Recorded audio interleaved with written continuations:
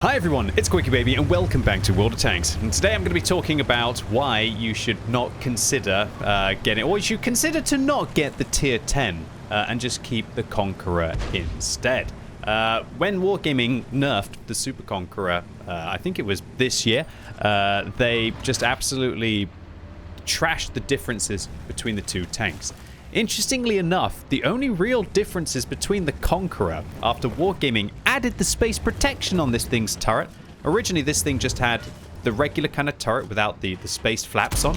And when you went to the Super Conqueror, you gained that space protection, which gave you a lot of frontal turret protection, especially against heat rounds, and also about when you kind of got shot in the side of the turret. The only other big differences between the two tanks were that the Super Conqueror had a massive better rate of fire. We're talking about going up from 2,100 DPM to 2,700 DPM. So that 25% rise in your fire output really did cement the differences between the two tanks. Add to that there used to be a 450 hit point disparity between the vehicles, and that was really it. The Super Conqueror was great at tier 10. I just can't believe that the Conqueror didn't get a nerf at tier 9 as well, because now this is pretty much just a tier 10 down at tier 9 with the kind of nerfs that you've seen on the tier 10 tank. Now, of course, there are slight differences with the weak point on top. The Conqueror is flat, whereas the Super Conqueror is rounded. This actually means that the Conqueror does a little bit better against heat rounds because it's a smaller target, but it does way worse against AP rounds because it has that flat surface, especially when the Super Conqueror is using its gun depression. So you're still going to do better with the Super Conqueror turret until you're starting to get hit by really big heat rounds, and then does it matter at that point? So Wargaming nerfed the DPM of the Super Conqueror from 2,758 down to 2,500. So now the disparity between the two tanks is less than 400. So we're talking about more of like a 30, more of like a less than a 20% DPM uptick, whereas previously it was over 25. So that's just a huge difference between the two tanks. You can't nerf one of the biggest upgrades of bothering to go to tier 10 by like 250 damage per minute and not expect the disparity to significantly increase. They also reduced the hit points of the Super Conqueror by 100. And a lot of people think, kind of like, does 100 hit points really matter? If you, in the grand scheme of things, no. But in certain situations in battle, absolutely yes. But, oh, look at this cheeky HE switch. Are we going to hit it? Oh, no, we didn't. We didn't get the reward like we did with the HE pen on the AMX for 549. So I was just in a battle the other day on Ghost Town, and I was fighting against the 60 TP. I'd done about like 4,400 damage in my Super Conqueror. And then the 60 DP hits me and he rolls for like, I think it was about 780. And it just made me realize that if I had the unnerfed Super Conqueror, I would have easily been able to take that hit, well, most times, unless he mega rolled, right? And then I would have been able to go on into the battle. And so it's 100 hit points can sometimes make a huge difference, and 100 hit points can sometimes make absolutely no difference. It's like when you take a durability device on a vehicle. I love taking durability devices on vehicles which I have to side scrape in, or if I'm just in a position where I don't need the speed, and I might as well just invest into the hit points of the tank to try and keep me alive to allow me to win that important position. Durability devices are fantastic for side scraping and also for where there's an individual position where everyone goes to, and it's just about which team comes out of that position alive that usually wins the battle. But so many times when I'm using a durability device, I'll be like, oh, so I took 600 damage from the 60 TP instead of, I guess, dying with like instead of taking like 400 damage. So it can be a really big deal when you need those extra hit points. And sometimes when you get hit for a big alpha damage shell and it doesn't make any difference, you think like, oh, I really wish I'd had that extra like combat capacity during the battle instead, right?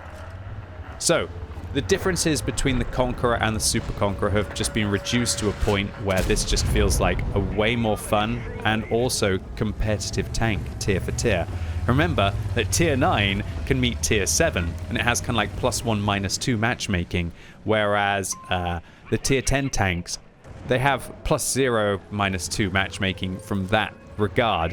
However, you have to deal with multiple games where I think about like 60 to sometimes 75%, possibly 80% of your games are always against tier 10, whereas tier 9 just feels oh so varied. Tier 9 matchmaking is just absolutely wonderful.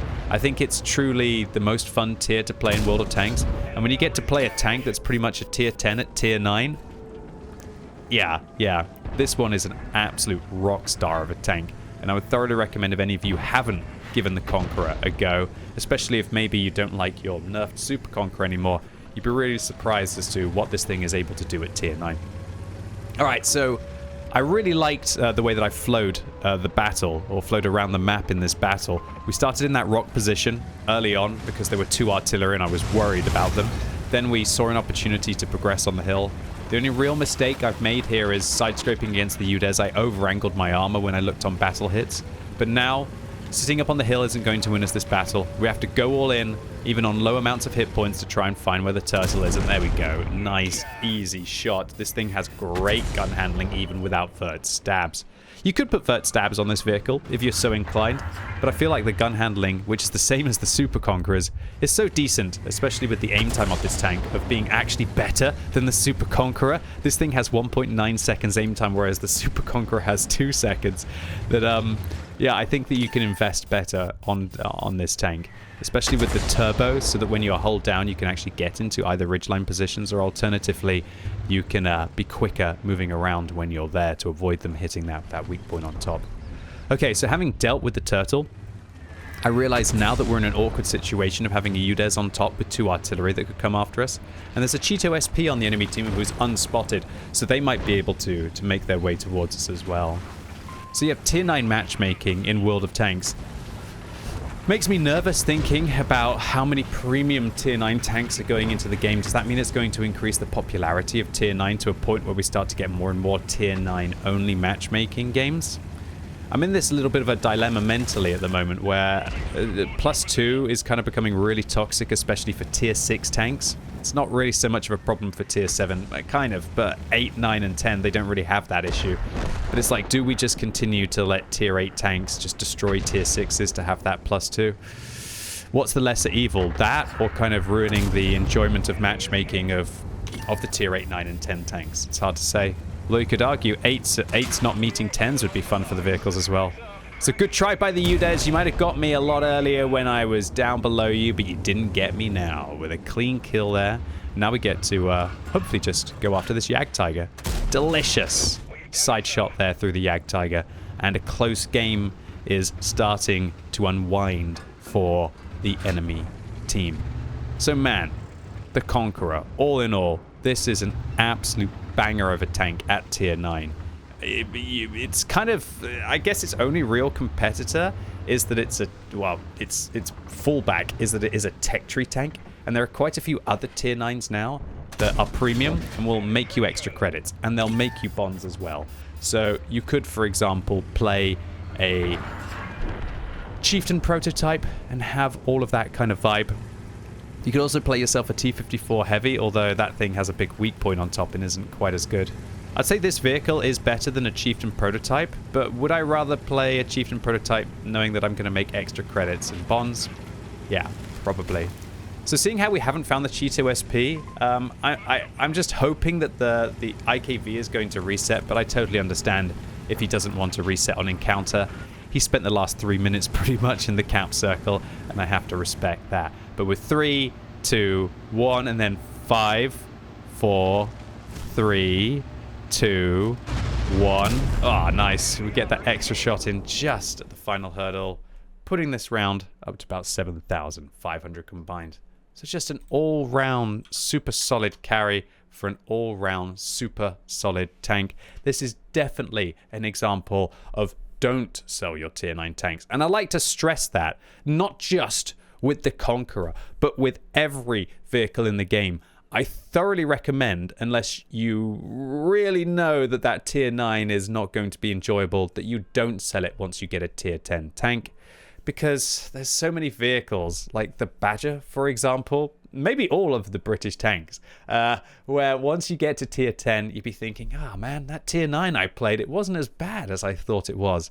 So just do the sensible thing. I know it can be tempting to try and sell your tier 9s for about like 1 to 2 million credits. Just grind the extra 1 or 2 and then try the tier 10 out. And if you know, wow, this is my jam after a session, then get rid of the tier 9 if you really need the garage slot. But there are so many tanks in the game where tier 9 doesn't only have wonderful matchmaking, but it also, tier for tier, is the way better tank. So an ace tanker here for our 1,526 base experience, a high caliber, a defender medal for protecting the cap circle, and a tank sniper medal. And while we spent 50,000 on ammunition, it's still enough to make a 30,000 credit profit. And once again, as I'm releasing YouTube videos for every day for the rest of the year, I'd love for you to upload your epic games on QuickyBaby.what-record.com to be featured on the channel. And also, with YouTube seemingly randomly deciding which of my videos it wants to send out to the regular viewers, I thoroughly recommend that you subscribe if you want to be catching each of the 45 videos that I plan to release before the end of the year. Anyway, that's it for today, ladies and gents. I really hope you enjoyed this video. If you did, give it a thumbs up. If you hated it, give it a thumbs down.